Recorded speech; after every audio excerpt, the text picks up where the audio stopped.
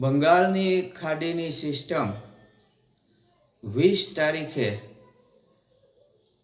દક્ષિણ સૌરાષ્ટ્રમાં દરિયાકાંઠાના વિસ્તારોમાં પ્રવેશી અને એને કારણે એની અસર રૂપે આપણે જોયું કે દક્ષિણ સૌરાષ્ટ્રના દરિયાકાંઠાના વિસ્તારોમાં કેવો ભારેથી અતિ ભારે વરસાદ આવ્યો એ આપણે જોયું. સૂત્રાપાડામાં, દ્વારકામાં, પોરબંદરમાં, ધારીમાં, જૂનાગઢમાં, ખાંભામાં બધે વરસાદ આવ્યો અને રાજકોટમાં અને કચ્છમાં પણ સાથે સાથે વરસાદે દેખા દીધી.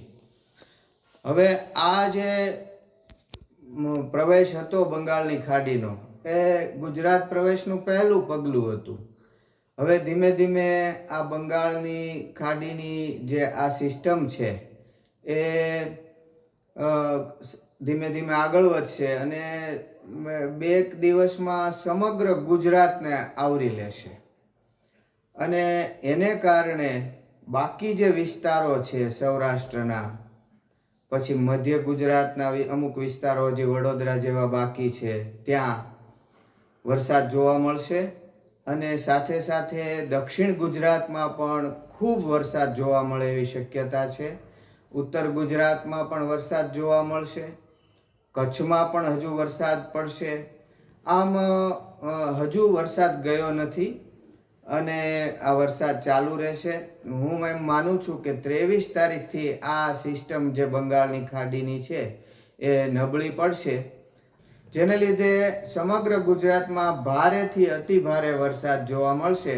28 તારીખે દક્ષિણ ગુજરાતથી લઈને પાલઘર, મુંબઈ, સિંધુદુર્ગ, રત્નાગિરી સુધી ખૂબ સારો વરસાદ પડશે અને 29 તારીખે કચ્છ સૌરાષ્ટ્રની સાથે દક્ષિણ પૂર્વ રાજસ્થાનમાં જોરદાર વરસાદ થશે અને મુંબઈથી ગોવા વચ્ચે ભારે વરસાદ પડશે.